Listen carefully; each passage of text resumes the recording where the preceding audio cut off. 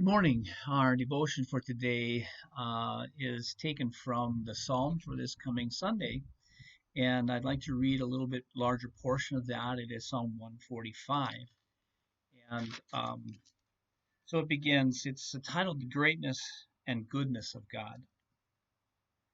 I will extol you, my God and King, and bless your name forever and ever. Every day I will bless you and praise your name forever and ever. Great is the Lord, and greatly to be praised. His greatness is unsearchable.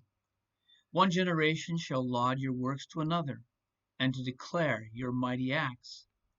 On the glorious splendor of your majesty, and on your wondrous works, I will meditate. The might of your awesome deeds shall be proclaimed, and I will declare your greatness.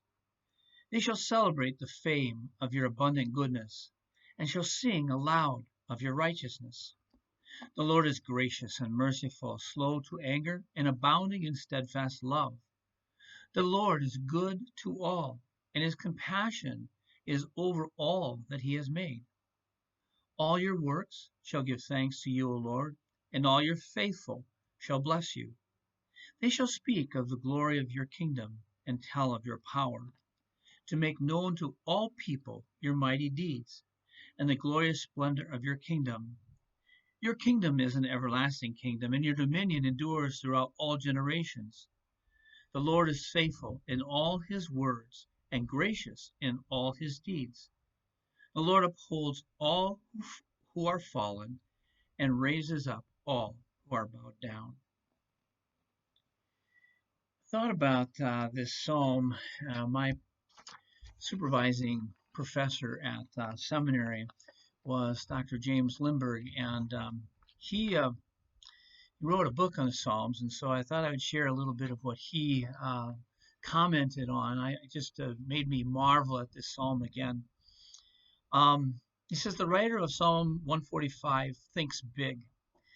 In the first line, the Aleph, which is the I am the Lord, is the first letter of the Hebrew alphabet, and the psalmist addresses God as King and vows to praise God forever and ever. The King, the picture for God, comes up again with the words about your kingdom in verses 11 and 13. Now it's interesting, he says the biblical hymns are typically made up of a call to praise, followed by reasons for praise. So in this case, a vow to praise frames the psalm, and the main part of the psalm then furnishes reasons for the praises. The first of these reasons is God's greatness.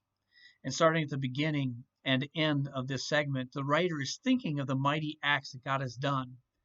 And one thinks immediately of the deliverance from Egypt. And that's part of where the Sunday text is going to go. And so I invite you to come to Sunday worship and see how that works out. There's a wonderful phrase that I'm going to pick up on for my message this week.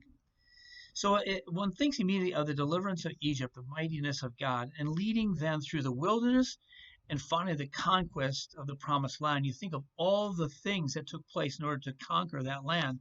The Canaanites and the Philistines and everybody who opposed them, and still God's mighty acts are accomplished. And those stories about these mighty acts or wondrous works or awesome deeds have been told in the past and continue to be told in the present time by the psalmist and even today. And then these great deeds are worthy of reflection and meditation. In other words, it talks about meditating on these mighty acts of God.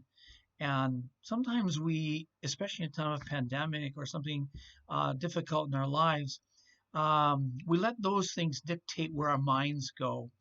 And the scriptures invite us, and the psalmist invites us then to not think about those things, but look at the way God has protected and guided and been with us. It says, think about those things, meditate on that. That'll keep your mind in a good place. The stories are about them, will be told from generation to generation. These mighty acts, these will be repeated. And then verses 7 through 10. If the Lord's goodness is reason for singing God's praise, then God's goodness also is worthy of singing God's praise. There is plenty of that goodness the Lord gives to all people. In fact, to all that the Lord has made. So it's not just to all people, but to everything, not just us as creatures, but the world that God has made is given reason for praising God. So this is the first occurrence of the word all in verse 7, which then sounds through the remainder of the psalm. And as I'm reading, if go back if you need to, and look at all the places where all is said. Verses 8 and 9 reach back into the ancient confession of Exodus, heard also in Psalm 103. But if the Lord has been good to all that the Lord has made, it's reasonable then that all, both humans, the faithful, and the remaining creation, should give thanks. Thinking about that, although that is such an amazing piece. Um, how often do we think of being exclusive in our claims for God's grace and God's love? But that's not the biblical text. The biblical story is an incredible story of God reaching out to everything that God has made and including them in his goodness and his love and his forgiveness. Um, we may say some people need more of God's love, maybe more of his forgiveness, but then we're maybe not being honest with ourselves about who we are. So it's good to know that this God who has created us shows compassion and shows goodness to everyone. I invite you to just think about those, meditate about those words. Go back and read the Psalm 145. I didn't finish it. There's a little bit more, but I'm going to invite you to just join with me in a word of prayer this morning.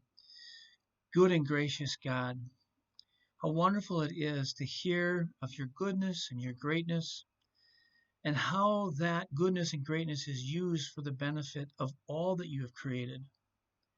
Help us to not get so caught up in ourselves that we don't look around and see how what we do impacts other people. And the stories of your goodness towards us are also stories of your goodness towards all people. Help us to recognize in the other a part of that goodness that you have given to this world. Bless us this week. Be with us, even as we watch the stories of impending increase in numbers of the pandemic. Help us to not forget to tell of your stories. And we ask that you would bless us now this week and watch over us. Thank you for this time together. These things we ask in your precious name. Amen. Well, have a good week, everyone, and I will see you on Sunday and again next week for time of devotions. Take care.